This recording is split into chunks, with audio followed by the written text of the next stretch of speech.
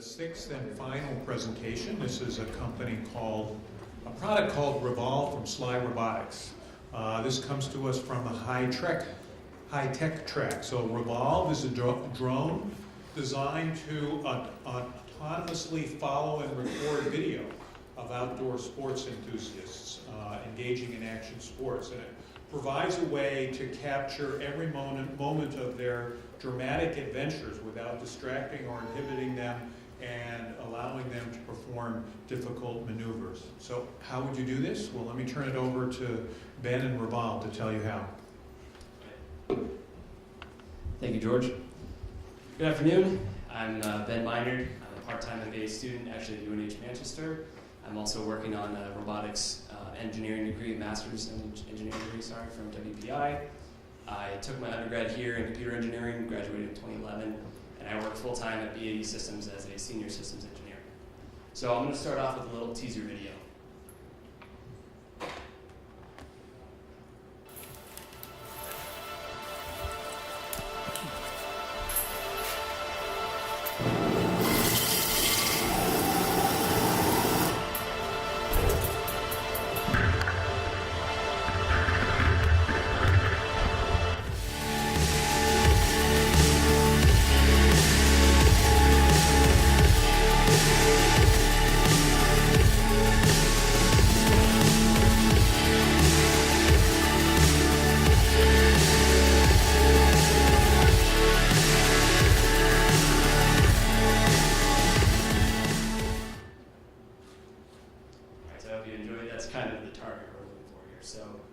Let's go back to the problem. So what is the problem that we're trying to solve?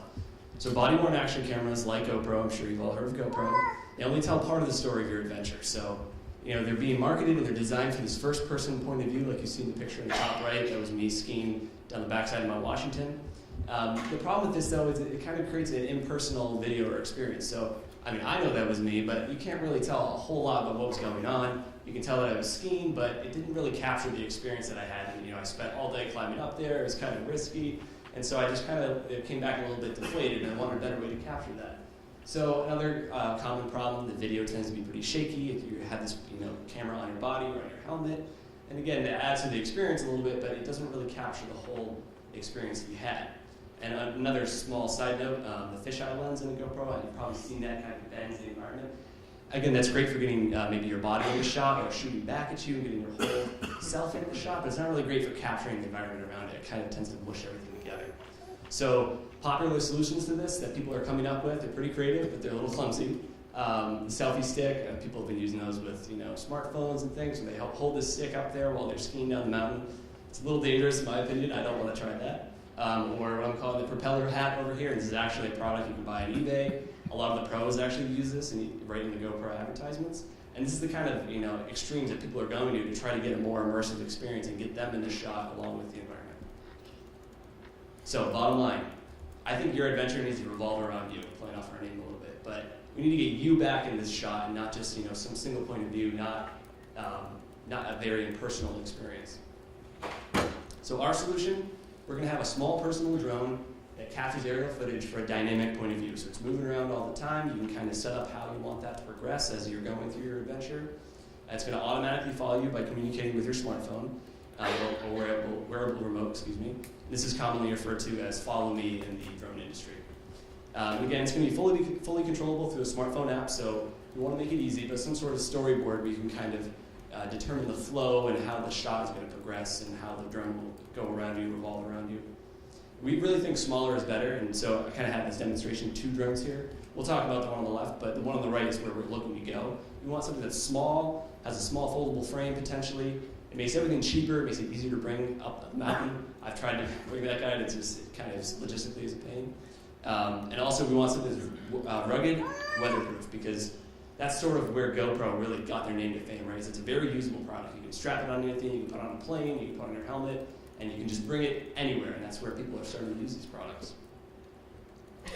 So what's our target market? We're looking at action camera users who engage in outdoor sports. They're already pretty much used to this interface. They want more footage. So skiers, snowboarders, surfers, dirt bikers, etc., mountain biking.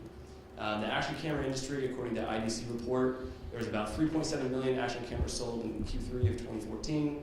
That was up $1 million from a year prior, and global sales are expected to reach about $2.9 billion by 2018, so it's growing and it's already pretty big. The consumer drone industry right now is a little bit smaller. According to CES reports, about 130 million, or it's projected to be 130 million this year.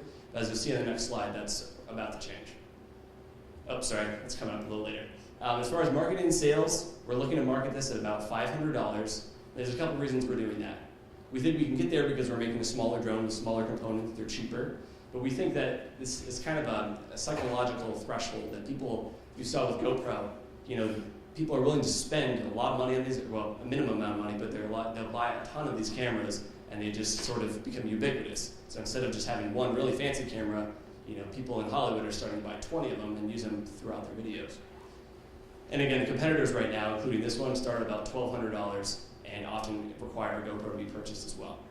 So one thing we think is really important, this isn't a GoPro competitor or an accessory to a GoPro. We think that's really key. And a lot of the competition are using GoPros, and we'll kind of get into why we think we shouldn't, but we think it's sort of a complement to the first-person point of view. If you were to watch a professional ski video, you will see GoPros in there, but it's not a majority of the footage. It's a small complement to the other aerial footage that they're doing with a professional helicopter. So we want to get Revolve into the market through a Kickstarter campaign. I think this makes a lot of sense, and I've done quite a bit of research on this. I think it's the easiest way to get to the consumers and kind of get the buzz around the product. And then after we've gone through all the Kickstarter units and delivered those, we're going to transition to web sales, which is sort of the norm for these products at the moment, and that also is changing. And we have a goal of hitting retail sales by year 5, and we'll have to see how that progresses. So, opportunity. So, you may or may not know GoPro went public last June. They were valued at $3 billion, which is pretty big. Nick Woodman, the CEO, became a multi-billionaire overnight. They're expected to have sales of $1.2 billion in 2015. They were the best-selling digital imaging brand in December 2012 of anyone. This is at Best Buy. The consumer drone market was recently forecasted to hit $1 billion by 2018. And again, that's from like 130 million this year, so we're looking at over 600% of growth. So it's a pretty crazy growth there. Drone company called DJI, they're the largest consumer drone maker right now. They're based out of China. They were recently valued at $10 billion, which is 3 times as big as GoPro, and no one's probably heard of them. And their estimated sales for last year were about $500 million. They're not public, but based on some estimates. Another company called 3D Robotics, based out of California, recently raised $50 million in venture capital funding to get their new product out the door, which is called Solo. They announced that last month in April, and they're planning on selling it at 500 retail stores, including Best Buy. So, also on Kickstarter, there have been, in Q3 and Q4 2014, there was $7 million raised on 4 different products for these drones, so they're really, really popular, and I think it's a great way to launch it. So technology, we're going to focus on what you see here. They're called quadcopters, quad rotors. Very simple to make, very simple mechanics. The autopilot uses sensors you find in most of your cell phones that detect orientation. We're planning on having an integrated HD camera, unlike the GoPro you see mounted here. And what it does is it eliminates a lot of redundant hardware that exists in the GoPro that you can't actually use while you're flying. So like for this, I can't turn that camera on once I've started to fly, and I've had that happen to me quite a few times actually. A smaller camera allows for a smaller drone because when you're talking about an aerial platform, a lot of it has to do with the payload and how much things weigh, and that determines the size of the product, how long you can fly, etc. And then optical stabilization is really important for that smooth, professional-looking footage. And that's what you see there mounted underneath the drone. It's called a camera gimbal, and it uses motors and yet another sensor to detect the orientation of the camera relative to Earth's gravity. And we want to add additional sensors that will improve the stability, tracking, and safety of the product. So this drone right here, it's kind of dumb in a lot of ways. It doesn't know where the ground is. It knows its height above sea level, but I've crashed it many times because it just flew right into the ground. So we're going to add other things that will make this a lot more usable. People like myself won't be afraid to actually use the product. And we also think, again, we're targeting action sports users right now, but we think if we develop a really robust product with a camera on it, there's a bunch of other applications that we can apply this to later. So that's going to be in our minds when we're developing this. So the competition in the follow me drone market, you have this one here, a 3D Robotics Iris. That's the only one you can buy right at the moment. They have, from the same company, they have another one coming out called Solo, as I said, shipping in June, July.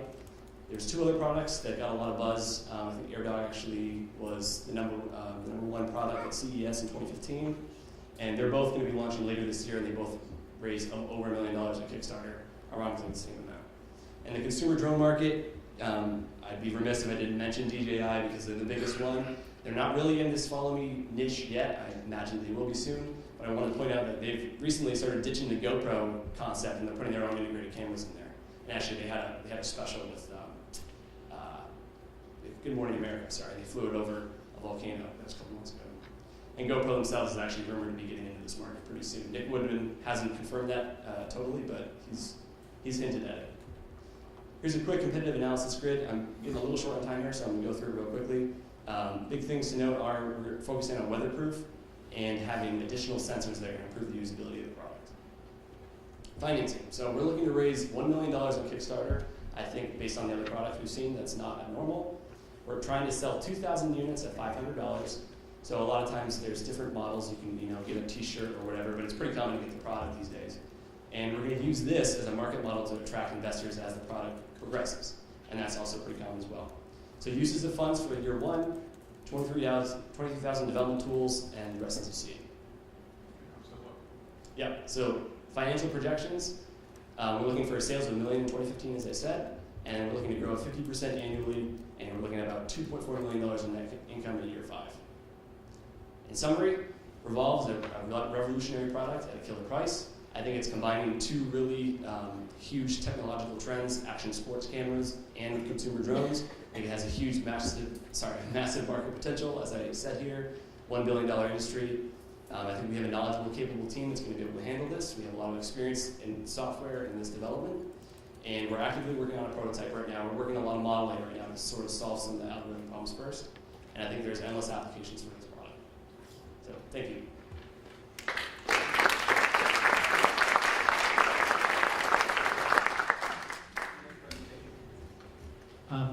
Can you speak a little bit to the competitive advantage that you have over the people raising $50 million, all the other Kickstarter folks?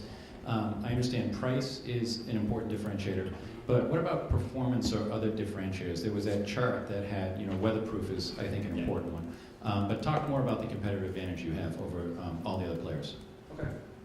So I think with a lot of the other drones, they've been focusing pretty heavily on the tech specs, like this new solo drone has got 2 computers and all this stuff. I think we're going to be focusing a lot more heavily on the usability side. And I think if you look at GoPro as a model, that's why they were so successful. The first cameras that came out from GoPro were nothing special, and even now they're still kind of lagging behind a lot of sensors in high-end cell phones. But I think the fact is they really sold everyone on the usability and the applicability of the product, and it wasn't even really that expensive. It was pretty cheap. But now people are buying them, in droves. Great presentation on just a whole nother aspect of a problem to get solved. So talk about, though, the regulatory environment, because both federally and on a state level, I think we're all a little nervous about these drones. I was, on our boat over at the Wentworth, and all of a sudden this drone comes over me, and I say, I don't want you looking down at me and watching me. So I do think that eventually there will be some guardrails around how we use them. So do you think it'll get into the sports arena? So the FAA has been sort of cautious about releasing regulations. So they have guidelines right now. As our product exists right now, I believe it goes within those guidelines. So for a hobbyist, you're allowed to have a drone that flies below 400 feet elevation, it has to be within line of sight, it has to be under your control at all times. So I think we meet all of those applications if you're using it as an individual consumer. So some of the other applications where we take the product and expand and grow with it, I think that's going to, exactly, it's going to be a lockstep with the FAA and how that progresses. But as it stands now, I don't think we'll have any problems with the way that FAA has forecasted their guidelines.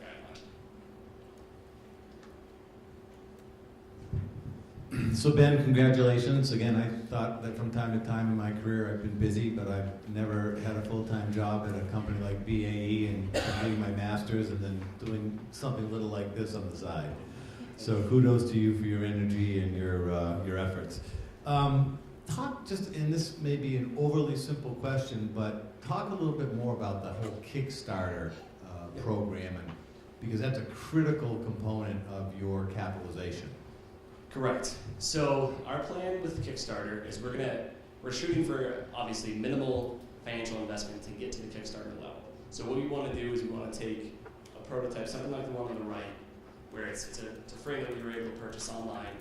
So our focus is not going to be on the hardware development aspect to get into Kickstarter. It's going to be more on the software development. So we want to make a prototype with as much off-the-shelf hardware as we can, get us to the level where we can demonstrate the applicability, the usability of the product, make a nice video for the Kickstarter campaign, and then from that we're looking about a 9 month to 1 year period from if we get a successful campaign to delivering the final product.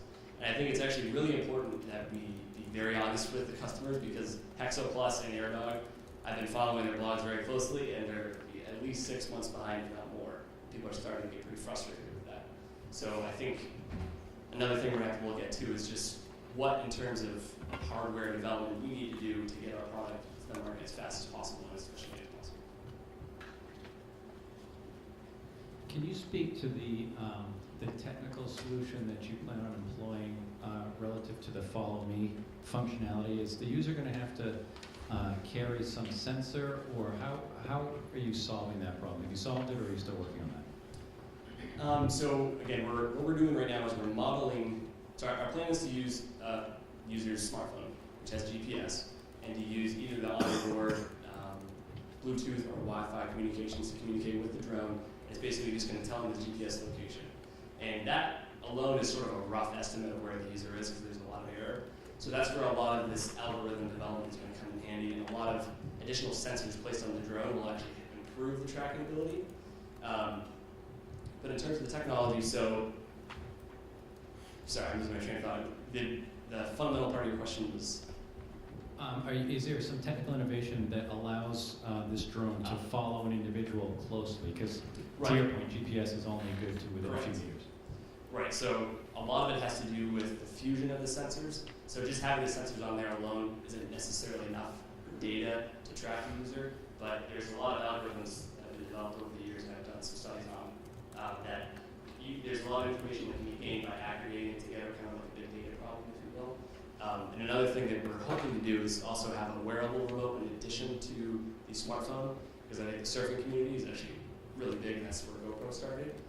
There would be similar functionality, not a full user interface, but it would basically exist solely as a tracker. So it would sort of be an in-between your cell phone, where you can set up the usage of the product, and a small tracker that would be on your wrist or what have you, and then that would communicate with the drone. Very good, Ben.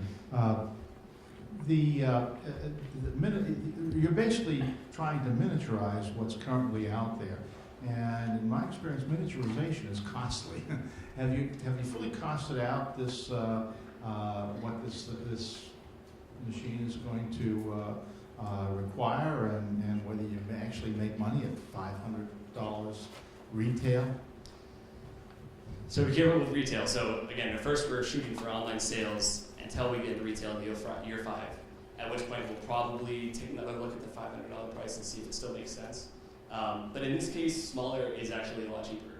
So it's a bit of an apples and oranges comparison here, because this one I bought, it was already made. That one on the right is sort of a hobbyist version.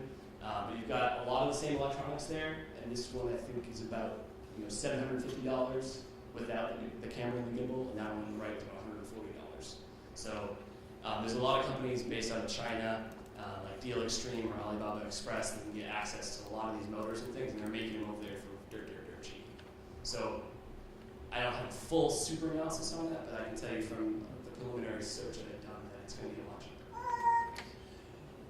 Are you developing the control systems for this, or is that something that is sort of OEM'd with the hardware and you're just putting an application layer on top of it? So that's actually something that we're going to continue to look at. So there are open source drone platforms available, controllers.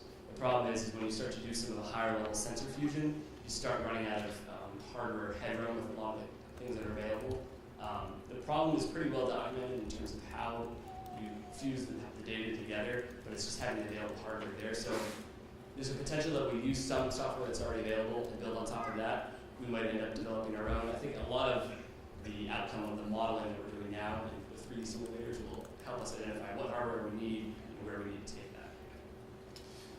Ben, from where you are now, from a technological perspective, and with what your vision is, what most concerns you about successfully achieving your objectives?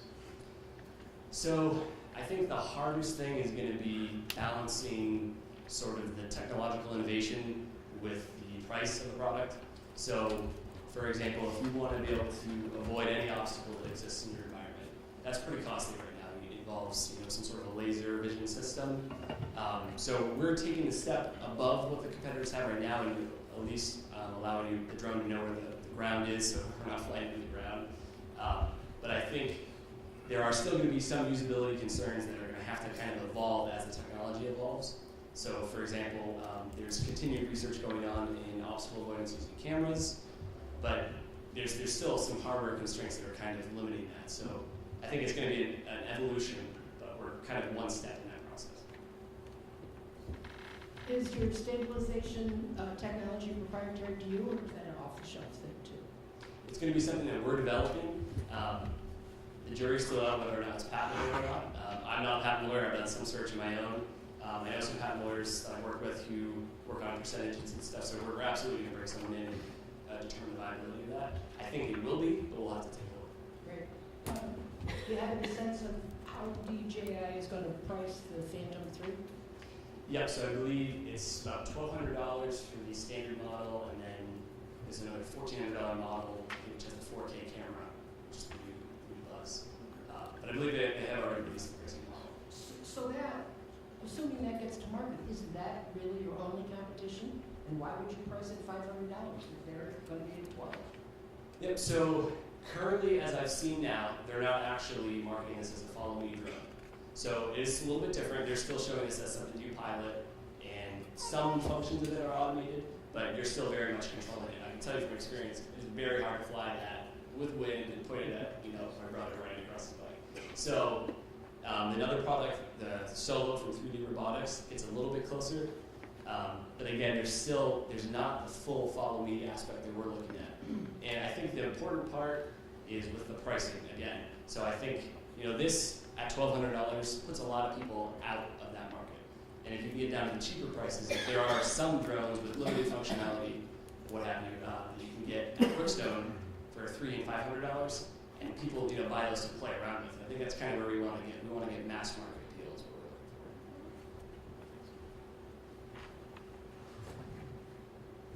for. Have you had a chance in New Hampshire to do, talk to different people in the sports area that would want to use this? So what's sort of your market analysis been so far on people wanting this? Because you're right, there are a lot of different drone choices out there right now.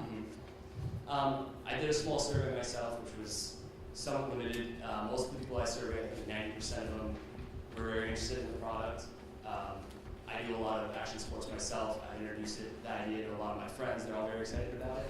I think the important part is just not having to really involve the user as they're doing their sport, because so many things are so technical, and you get one shot to do it. You don't want to be worried about your cell phone or your controller. And so I think that is what people are really latching onto, is the hands-free side. Where in your use of funds, at what line is your legal expense for your IP? Yep, so right now it'll probably be wrapped up in the, I think it was the development team salaries. But again, it kind of depends on whether or not you use someone who works off of percentages and what have you. Probably would like to go that way because I want to know that before we get to Kickstarter. So that's still a little bit. Any other questions?